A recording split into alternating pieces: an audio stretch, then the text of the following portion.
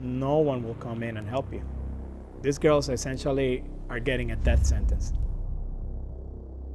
My daughter counts and she matters. She's my child.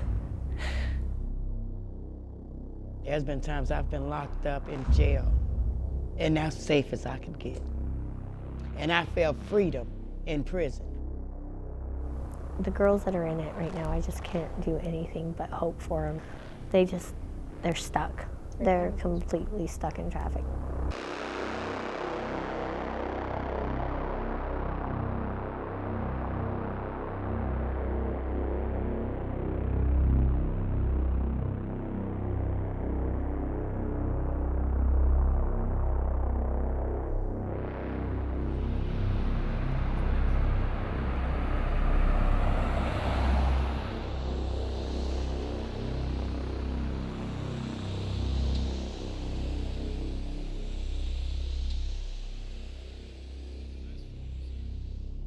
I was friends with this person.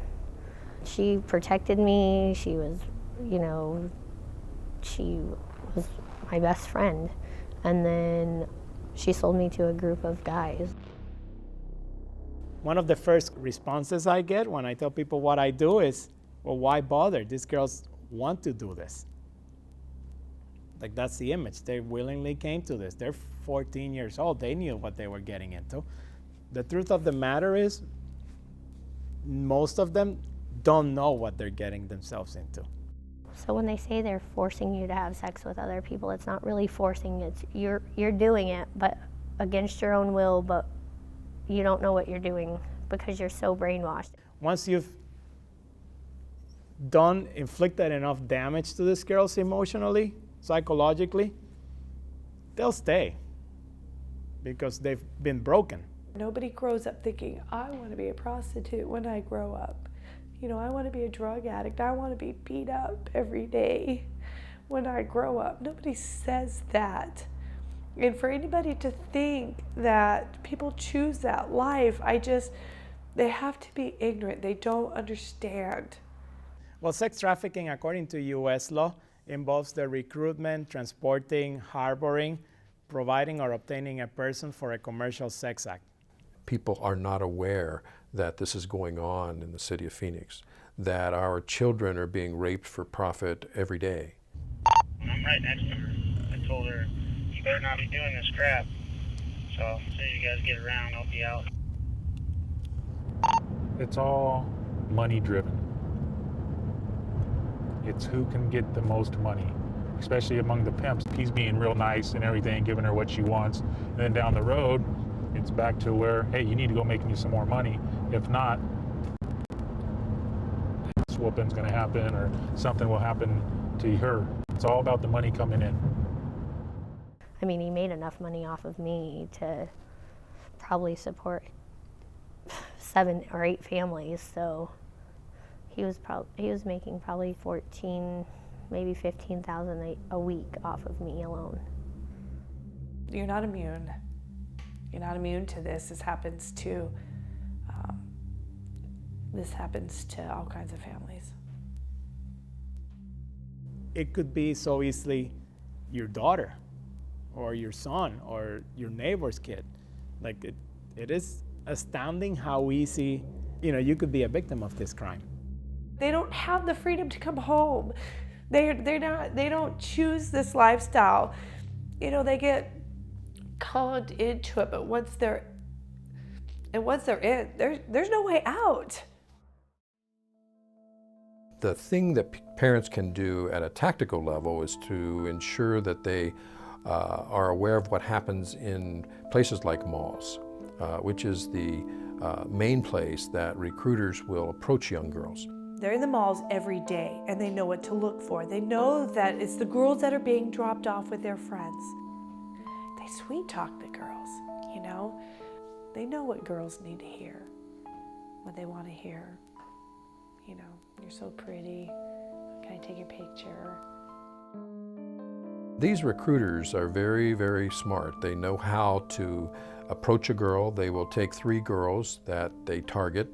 They will identify the more attractive girl and the less attractive girl, and they will target the middle girl, because the middle girl is the one that's the most insecure. I think choosing prostitution to survive is different than sex trafficking, because they're doing that to make their money, but sex trafficking is being held against your will. My name is Tina. I'm 44. I've been doing this since I was 29. The lifestyle is, for me, it's been comfortable. Just like I said, I have the freedom to do what I want when I want. I don't have to answer to anybody. I believe in freedom of choice, you know. If you want to do it, that's fine. But these kids that are just teenagers and babies, you know, 14, like that, they don't know any better, man.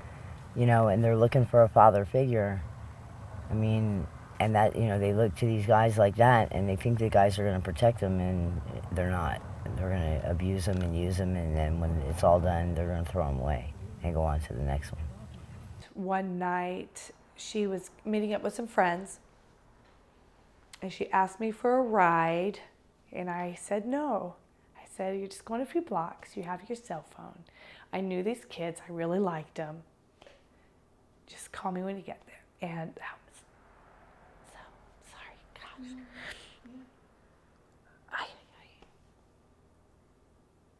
She was gone for a week. A small percentage of them are actually abducted. A lot of times this is a friend that may introduce her to a pimp. A lot of times this is just running away and being on the street. Statistics show us that a young girl that runs away within 48 hours is usually involved in some sort of sexual activity where she's making money on the streets. It was 3 black men pulled up in an Escalade, a black Escalade, and they threw open all the doors and yelled at her until she got in the car. And they took her to a motel. And it was a grooming. We didn't know what it was at the time. You know, like they wouldn't let her speak, they didn't let her shower, they didn't let her eat. They will most often keep her without any clothes on for a period of a couple of weeks. They will have what's called a coming out party, where she'll be raped by as many as 10 men, kept in a very enclosed area. Some use dog crates, some use dresser drawers, some they tie them up and put them under beds. It takes about 14 days. And once they do that for 14 days, the young girl is then completely broken. Girls get beaten and raped for 2 weeks straight. And then once they're conditioned, you're a completely different person. You don't even know who you are. They don't ever use your name. They completely dehumanize you. And then they don't force you to have sex with other people is the sad thing. Like, you're so conditioned and brainwashed by the end of the 2 weeks that you think that's what you have to do to survive.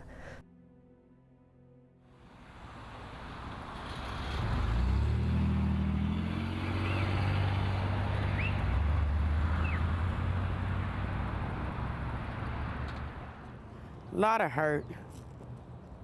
A lot of hurt. I remember not too far from here, jumping out of a car. I got in a car with a guy, and I remember not too far from here, I got in the car with him, and he was getting ready to take me back there somewhere, way in the back.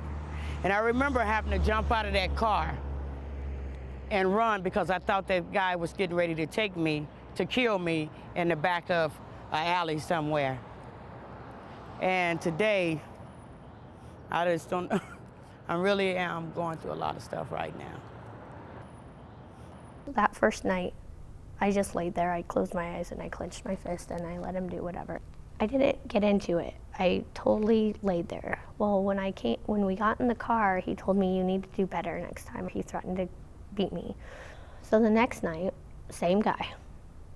Yeah, same guy. He took me over there, and this time I got into it. I even got on top and moaned the whole 9 yards and really got into it so that I didn't get in trouble. Well, after he was done, my pimp came in and he had sex with me, and then when he was done and I was getting dressed and I was crying and everything, he looked at me and told me that was my reward for being good. I know the shame that they have to go through, feeling alone, feeling like nobody really care about them, feeling like nobody really love them, you know, and feeling like the streets is the only way that they can make it, or the only way out. They have to be out here selling their body. That's a lie from the hell.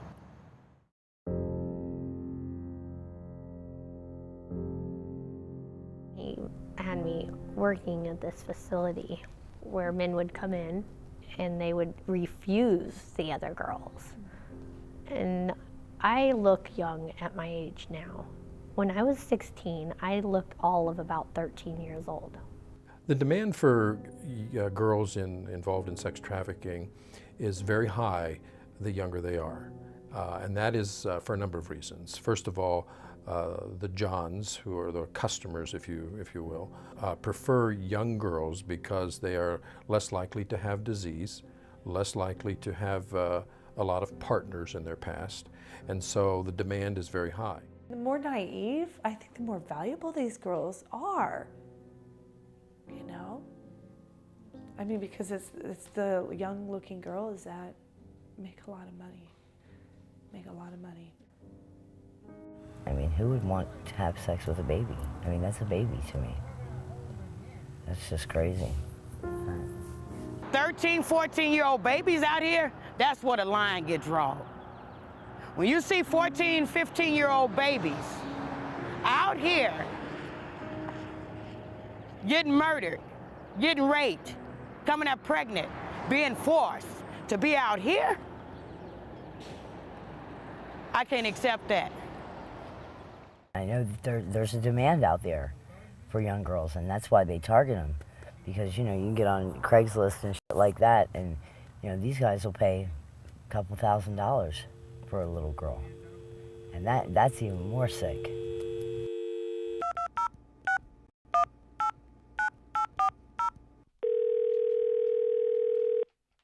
Hello. Hey there, Jessica. I was just on Craigslist, and I saw your ad. How you doing today? I'm good. How about you? I'm doing very well, thanks. Well, I saw in your ad, it says if you're looking to have a great time and a relaxing session, I should call you. Are you down, or? Yes, actually I am. I mean, I saw in your picture here, it doesn't really show your face. Is this really you here, Jessica? Yes, that's my body. And what are prices like? It's $150 for half an hour and $200 for the hour. Okay, and what does that hour entail? What happens there? It's actually full service. You pay me for my time, not for what I do. I don't discuss any of my services over the phone. Okay, that's understandable. Okay, can you at least give me a hint, or because I just don't want to come there and not know what I'm getting, you know? Well, I'm pretty sure you know what you come for. Okay, all right, that's good enough of a hint. Yeah. Yeah, that's more of a like a cover-up thing of prostitution, where the escort service, they say they'll offer $100 for a massage and take donations. Well, those donations are for probably a little extra sexual favors. We do a lot of different things here. It's no sex, though. No sex is involved. If you want to take it to a different level, you can. It just depends on what you like, and that comes with donations. So, like, if you want it topless or if you want it nude, you're able to pick those things if, you know, that's what you like. But nothing more than that? Well, I mean, we can't really just go out into detail over the phone. If you're doing it online, all you need is a room. You don't need a brothel. You will need a place to advertise it, because in order to make money, you have to promote your business. And if you have girls locked up in a house, you have to figure out a way to get people to your house.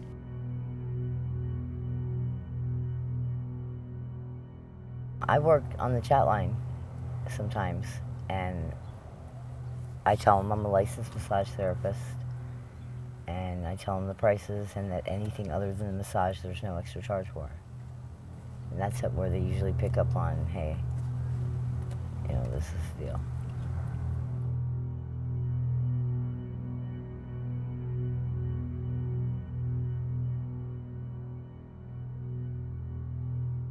A pimp is someone who has got to the point where he can control a girl to obviously sell her body for his profit. I don't understand how somebody could do that, to sell a child, to sell a young lady, to think so low of them as like an object. They're not objects, they're people that count and matter. And so it's a business where people are just seen as commodities and they're sold. And so for a human trafficker, it's much more profitable for you than drugs or weapons for just this purpose, for just this reason that human beings are transferable and you can use them over and over again.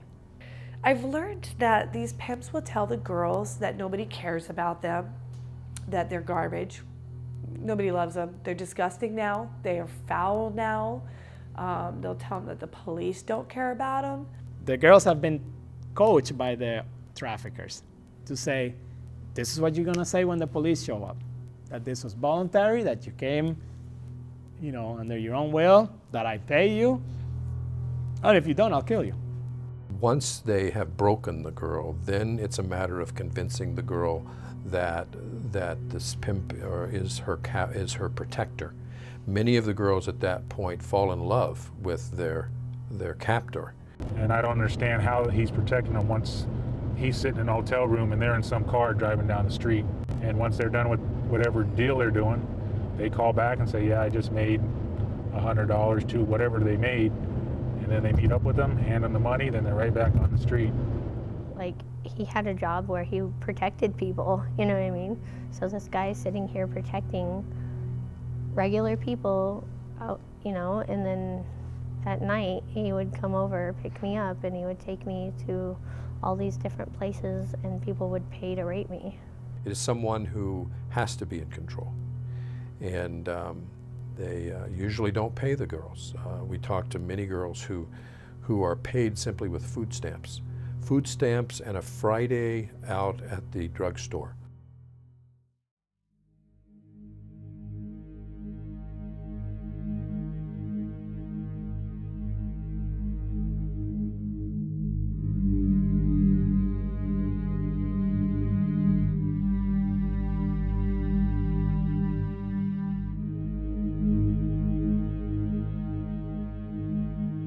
The Johns were everybody. High business, low business, painters. Some had wedding rings on still, some didn't have wedding rings on. Picture your dad or your uncle or somebody, families, wives. I mean, I've got guys that take me to their house and their wife will be at work. Their kids will be at school. There were all sorts of weirdos, and some guys would just come in and have me do what I had to do, and then they'd get up and walk off, never saying a word or anything. Some of them forgot to take their wedding rings off before they would come in, and it was dirty. Every night, you take a chance and you run a risk of losing your life. Your life every time. But you get in them cars and you thinking maybe this gonna be the one where you get that good lick, where you get that come up lick, where you can go and just relax for a week. And he asked me what I wanted to do during clients while I was left at this facility, and I was coloring. I mean, I'm sitting here doing having sex with people, and in between I'm coloring in a coloring book like a little 5-year-old girl or something, because that's what they brought me down to, was just completely demeaned me. The beatings, the fighting, and the hurting, and the disrespect. I'm already broken and bruised. Then you have a person coming beating on you, misusing you, disrespecting you, not caring about you, mentally, emotionally, and physically abusing you. Not fair to a child.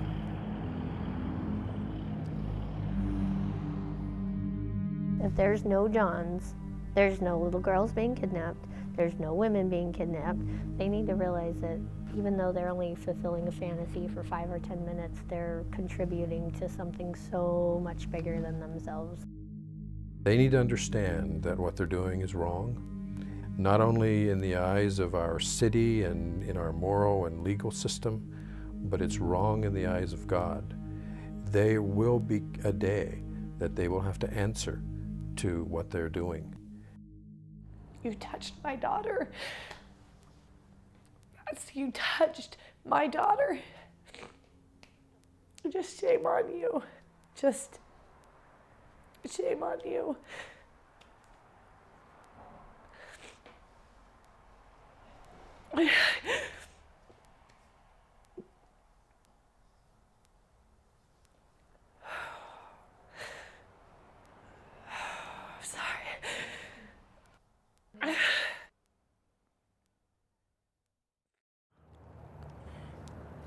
You know what? I felt hopeless. I felt like, and a lot of women that died, and unfortunately, there's a lot of people that's gonna die feeling hopeless. But I know that there is hope. There is hope. There's hope because today, there's people that's choosing to do something about it. There's people that's willing to give their time, their energy, however they can, to bring these babies out. So there's hope.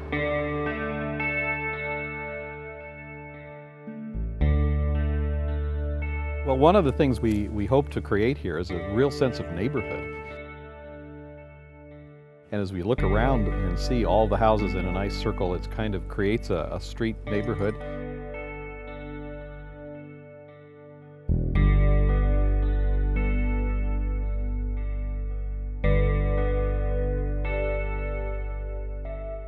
Our objective is to provide a place, a home for girls who are brought in off of the streets and give them a place of sanctuary. It's going to cover everything, every need, everything that's needed is right here. Streetlight believes that these girls need to live in a home, not an institution.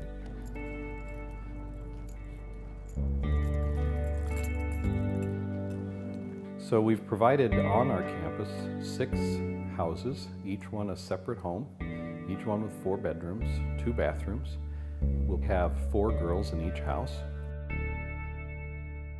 This is a place where girls can be taken, where they can be restored and healed and feel safe. The program itself will include academic enrichments where they'll be able to get their degree and their education to finish that off. There'll be programs that deal with their mental health and their mental behavior so that that can be healed. It's not just about their bodies and it's not just about their minds, but we also want to give them the opportunity to develop spiritually, a place where they can simply go for quiet solitude, a place for some meditation and prayer. We believe that once these young girls are able to see that they are valued, that there is someone that loves them, that they are children of a king, that there is hope for them, and that they can heal. The number of beds compared to as many as 20,000 children that's on the streets across the United States and in different cities is simply not enough.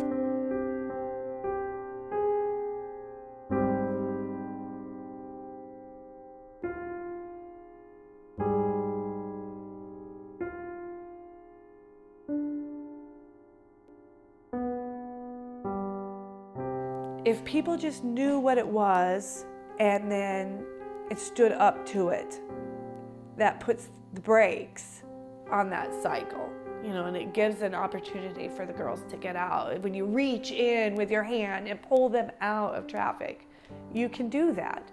But as long as you're going about your business and, yeah, I learned about this, and then just go on about your business and not do anything about it, it doesn't help. It doesn't help.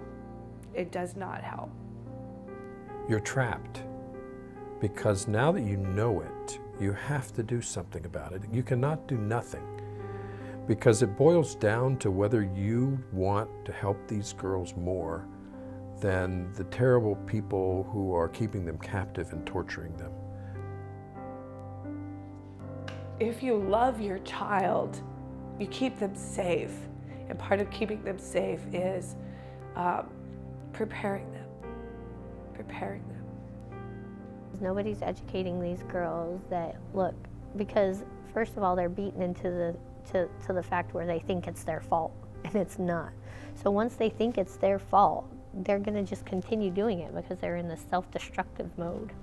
More than anything, I always see this work as making sure that these girls are given an option, an opportunity to get out of such a horrible and heinous crime or criminal industry and do something with their lives. You don't have to be out here. You're not alone. If I had asked somebody that just came and just said that to me, my life probably would have been a whole different life.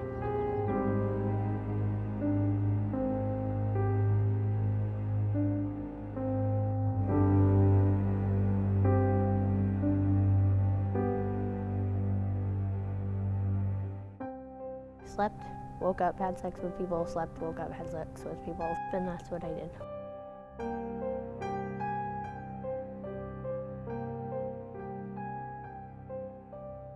And I remember people that worked with my pimp coming in and being like, girl, you need to wake up, you're sleeping your life away.